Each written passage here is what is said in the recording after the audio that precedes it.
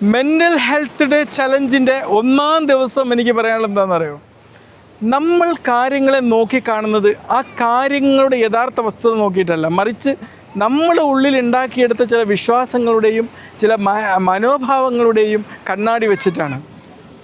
ഇപ്പോൾ ഒരേ കാര്യത്തെക്കുറിച്ച് 10 ആളെ മുമ്പിലേക്ക് കൊണ്ടുപോയിച്ചാൽ 10 ആൾക്കും പറയാനുള്ളത് 10 കാര്യങ്ങളായിരിക്കും.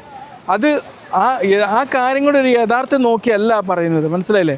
അപ്പോൾ ഈ മെൻ്റൽ ഗ്ലാസ്, നമ്മൾ കാര്യങ്ങളെ നോക്കി നടക്കുന്ന ഈ കണ്ണാടി അങ്ങോട്ട് മാറ്റി വെച്ചിട്ട് അതെങ്ങനെയാണോ അങ്ങനത്തെ ഒരു കണ്ണാടിയിലൂടെ നമ്മൾ കാര്യങ്ങളെ നോക്കുക എന്നുള്ളതാണ്.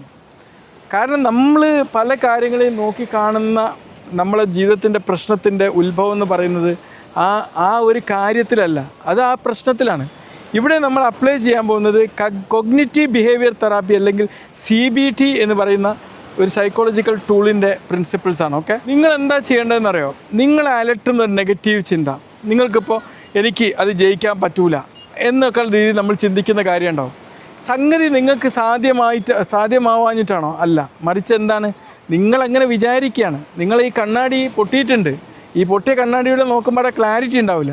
അല്ലെങ്കിൽ കണ്ണാടിയിൽ ചിലപ്പോൾ ഈ മണൽത്തരികൾ വന്ന് നിൽക്കുന്നുണ്ടാവും, അതിലൂടെ നോക്കുമ്പോൾ ക്ലാരിറ്റി കാണാൻ പറ്റില്ല. അപ്പോൾ നിങ്ങൾ എന്ത് ചെയ്യുക? ഈ നെഗറ്റീവ് ചിന്തയെ അതിൻ്റെ മറുവശത്ത് മറ്റൊരു ചിന്തയായിട്ടൊന്ന് എഴുതി വെക്കാം. മനസ്സിലായില്ലേ? മറ്റൊരു ചിന്തയായിട്ട് അതിൻ്റെ ഒരു പോസിറ്റീവ് വേർഷൻ അവിടെ എഴുതി വെക്കാം. ഓക്കെ, ഇനിയിപ്പോൾ നിങ്ങൾക്ക് എന്ത് ചെയ്യുക? അതിന് പറ്റിയിട്ടുള്ള ഒരു ബാലൻസ്ഡ് ആയിട്ടുള്ള ഒരു ചിന്ത എഴുതിയാൽ മതി. ഇപ്പോൾ നിങ്ങൾ പറയും ഞാൻ എപ്പോഴും തോറ്റുകൊണ്ടിരിക്കുകയാണ്, ചിലപ്പോൾ ഞാൻ തോറ്റേക്കാം, ചിലപ്പോൾ ഞാൻ ജയിച്ചേക്കാം, അതൊക്കെ ഒരു സ്വാഭാവികമാണ് അല്ലേ?